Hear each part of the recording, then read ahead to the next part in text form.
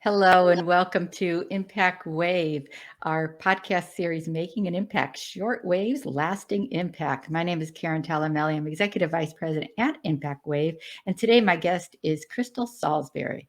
Krystle is an entrepreneur, an author, a pageant expert, and digital creator. Founder of Krystle Clear Pageantry. I wanted to get in your virtual assistant as well, and a philanthropist, and also a very strong advocate for endometriosis awareness. And today I'm very excited that we're going to be talking with Krystle about this very important and very undiscussed illness that I don't even know the numbers. They're so great that are women who are suffering from this. So Krystle, welcome. And thank you so much for having me. I'm help us. really excited to be here. Well, thank you so much. So, why don't you tell us about a little bit about your journey, how your advocacy started? I think it's from your lived life experiences, and some of the awareness and what you've been involved in. Sure. So my journey with endometriosis actually started like most girls, we get our menstrual cycles at a very early age. I was 11 years old. And it wasn't, it wasn't a painful experience, but I started noticing around the time I was 13 that I was experiencing some extreme pain. And I didn't really truly understand what was going on, but I kind of just dealt with it because I felt like maybe I was just that girl that was going to be in a painful state, every single month. So this progressed, up into my preteen, teenage years, and the pain progressively got worse. So my mom made the decision to seek out, medical assistance to see what was wrong with me. We went to a doctor in the next state over, which I live in Alabama, so the next state over was actually Georgia. And the doctor, did an exam and pretty much just told me, just take Advil and you'll be okay. And honestly, that didn't work. I took ibuprofen. I took the Advil for years and years and years, and the pain never went away. Later on, when I was 17, I decided to get on the birth control pill because there were studies out that said that would help with the minimizing of your menstrual symptoms and minimizing the pain and really controlling your flow. So I did that for several years, and the pain just never went away. It wasn't until I was, I want to say I was age 22. I was in the December of 2007, which actually was a night that really changed my life. I was in so much pain that I was actually in a new city. I had just moved to Montgomery, Alabama, which is our state capital. And I was in so much pain that I literally had to drive myself to the emergency room because I just couldn't take it anymore. And I didn't know what was going on.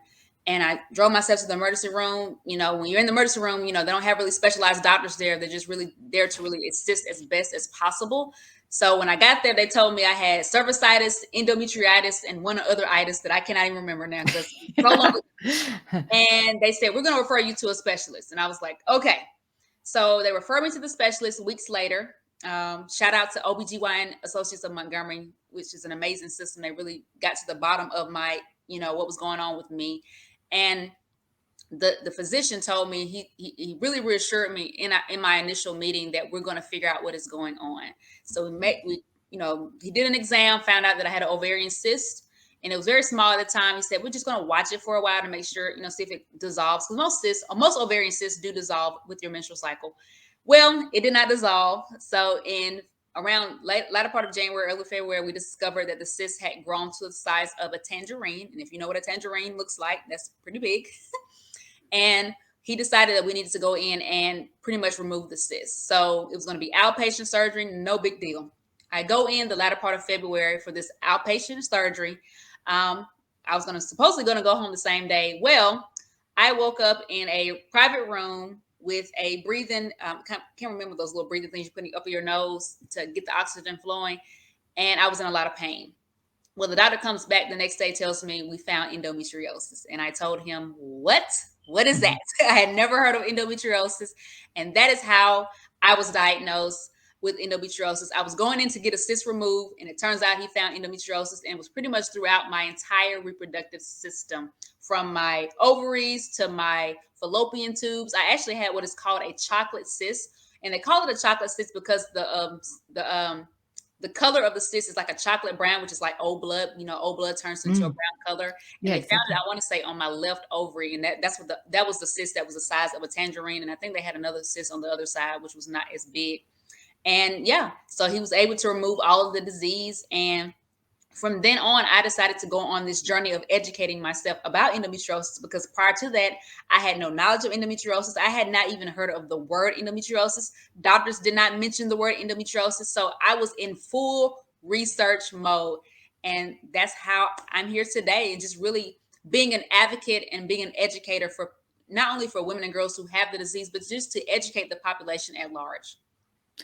Yeah, and just to encourage the talking about it, because my journey is very much like yours. I just thought that this pain, which was quite debilitating, but you just muscled through because everybody told you, you should. And it was interesting. I've been, just we were talking about it. At least people are talking about it now. Juliana Huff, came out and said that, she had been suffering for years, but was always told it was normal. And this is what it's like to be a woman. And when you don't have people talking about it, there's no real gauge. And this awareness is just so important. I live in near a world-renowned medical facility. And yet for myself, when I went, they found, much like you, a cyst that was the size of a lemon. And then I went back and they said, oh, it went away. When I came back, it was the size of a grapefruit. But they weren't diagnosing endometriosis until I went into surgery. As I was just about to go into the operating room, I could see the doors in front of us. They said, oh, we were talking. We were thinking you might have to have a hysterectomy. Here's a young 20-something-year-old, being wheeled in, not knowing what you were going to come out with. And it's, people like you and some of these organizations that are increasing awareness. It's truly life-changing, because it's a debilitating, life-changing disease to live with. Absolutely. And just to kind of give a definition of what endometriosis is, I'm pretty sure we have listeners that have not heard of the diseases. It is a disease, a very debilitating disease that affects a woman's reproductive system, especially during their menstrual cycle. So a lot of the symptoms you're going to experience if you do have endometriosis, you're going to have the painful periods and the pelvic pain, and you're going to have fatigue, because I was very tired. You're going to fatigue, the abdominal pain. So there's some of the symptoms, and of course, there is no cure for endometriosis. There's only treatment. I know for me, I did the shots. I did the Lupron shots. I've done the medical route, but now as I've gotten older, I've kind of gone more holistic. And I will say, of course, talk to your doctors, because I'm not a doctor. I just preach what I know, as what I've educated myself on. Just really create a plan that is best for you. And if you're having these symptoms, don't be afraid to speak up. And I think that's the problem with me at an early age. I didn't speak up enough. And don't be afraid to be an advocate for your own health. It's your body. Speak up about your body and get the answers that you need. Absolutely. And you should be told this is just normal, because it's not normal. And you're absolutely right. The pain, the cramping, the nausea, and that excess of blood flow. I remember, basically once a month, people saying, you look ghostly white. And then when I had to have surgery, and this was at a time that they were asking you to give your own blood, the AIDS epidemic was, I was too anemic to give blood for my own surgery because of the disease. It really is, I noticed that even, I was looking through, there's, fortunately, so many celebrities are coming out and talking about it. And it was interesting to even hear Susan Sarandon, who said that this was a part of every relationship. And I could really see that when you're suffering and you're in that much pain, it is exhausting, plus the fatigue. How do you have just a relationship you're trying to get through your day, and then you come home and try to be a normal person, and you're just and no one's understanding that a mental cycle could do that to you. It's hard, but I will say this: it's so important that you have those conversations with your partners up front. Don't negate not having those conversations, because that's not going to help you. It's going to hurt you. And that was one of the things, because I'm now married, been married for almost 5 years now. And that was a conversation that I had with my husband about endometriosis. And as we've gotten married, we're even having more deeper conversations, because the disease is a tricky disease. Like, I was feeling one way in my teens. Now I'm 37 now. I'm feeling a different way. So there's no casebook textbook diagnosis when it comes to endometriosis, because it affects every woman differently and it changes over time, and just really having those conversations. And it's important also to make sure your partners are mature enough to handle it, because there are going to be moments, weeks, days that you're just not yourself. You're not yourself physically, emotionally, psychologically. It affects you. It affects the whole person. And you want to make sure that the person that you're partnering with, your husband, your spouse, your girlfriend, boyfriend, girlfriend, what have you, that they understand that journey. Yes, and finding, that is important. And then, you just, making me think that having that conversation with the right doctor. And if you can't have those discussions and talk about what might be right that you're comfortable with, like you said, you're finding a holistic treatment. Mm-hmm. Have a medical provider that is listening to you and your needs. I did feel that after that, frightening experience with the first surgery, I did find, a doctor I was very comfortable with. It was a journey. But I was on hormones that put me through like a false menopause for years at a young age. But those are very strong hormones that had effects for years later. It's long lasting. And Lena Dunham was saying at 31, she had a hysterectomy after Mm-hmm. 8 surgical procedures. And, I know I had dozens surgical procedures, and that's not even a guarantee you're not going to have the pain. So these are real important conversations Mm-hmm. when you're talking major surgery and major treatments that have long lasting effects. And it's a decision you don't take lightly. I've actually had 2 surgeries. At this point in my life, there's been talks of a 3rd surgery, which I'm trying to not do that, because one thing about surgery is it creates more scar tissue, which, endometriosis feeds on scar tissue. So really having the right type of doctor and really doing your research, because just because a person may know what endometriosis is, they may not have the experience in as far as treating that. So really educating yourself, being an advocate for your own health. That's so important. I can't preach that enough. Yes, listen to your doctor, but also be an advocate yourself and what is best for your own body, because you're living in that body every single day.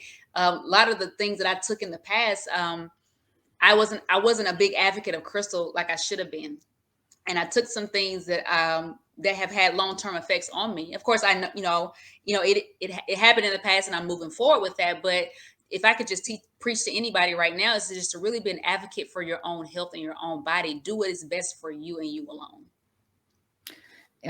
Absolutely, with endometriosis and everything else. But it's great to have the advocacy that you're doing, because this is something in particular, like you said, most people don't even know it or hear about it. So it totally, and it's much more prevalent than I even imagined. And Oh, and I think that in particular, it's great to have you as you're out there. I remember Tina Mari is Hardrick, yes.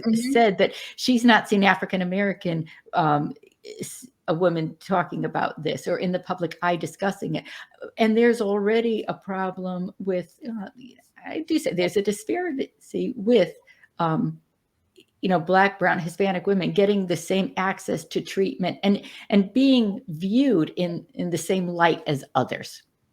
That is absolutely true. And there's actually been research and studies on that early on, about how there's been this misconception that Black and brown women, specifically African American women, that we don't have the same pain levels as our Caucasian counterparts, which is beyond me, because I'm like, it shouldn't matter your race. It shouldn't matter your race or your ethnicity. Pain is pain at the end of the day. But that was a common misconception for years, that we don't have pain the same way as our Caucasian counterparts. And also, a lot of times, African American women were being misdiagnosed with other diseases outside of endometriosis. So there was also that misdiagnosis as well.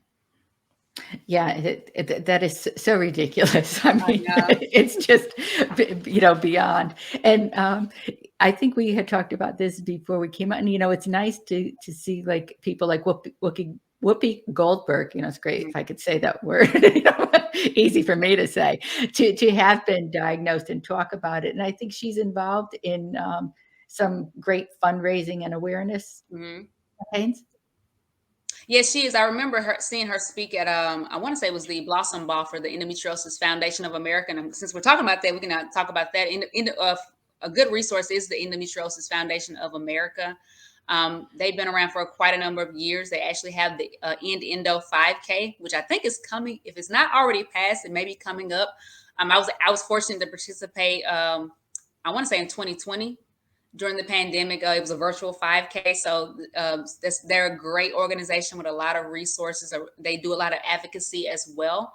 I also want to mention the Endometriosis Association, which is a great organization. That was actually the first organization I got involved with when I got diagnosed, because like I said, I was doing all the research I needed to do. And the Endometriosis Association has been around since 1980. They're kind of like, I consider them like the flagship organization, because they were first and other organizations followed. And they're really a good resource as well. If you have questions and you want to know more about endometriosis, those two organizations are really key when it comes to the awareness aspect. That's great. And you must be thrilled to see like, I think you may agree that it's nice to see these celebrities coming forward, because then the eyes come on it, and it must just complement all your incredible efforts. Is it Halsley? Maybe I'm saying this wrong. 20. She was 25 years old, had 3 miscarriages, 4 surgeries, and pain every day, and really out front trying to normalize an undiscussed illness. And we've mentioned some of these names, but to shed a spotlight on this, will help and end suffering, needless suffering for many people. Yeah, needless suffering. There's some things that there's some things going back to the holistic aspect of taking care of yourself. There's some things that I put in some place in my own life. Like I stated, I think I did it in a previous podcast. I am a runner. I've been running since 2010. So running exercise has really helped with the pain. Also, really taking the right type of herbs and vitamins, watching what you eat.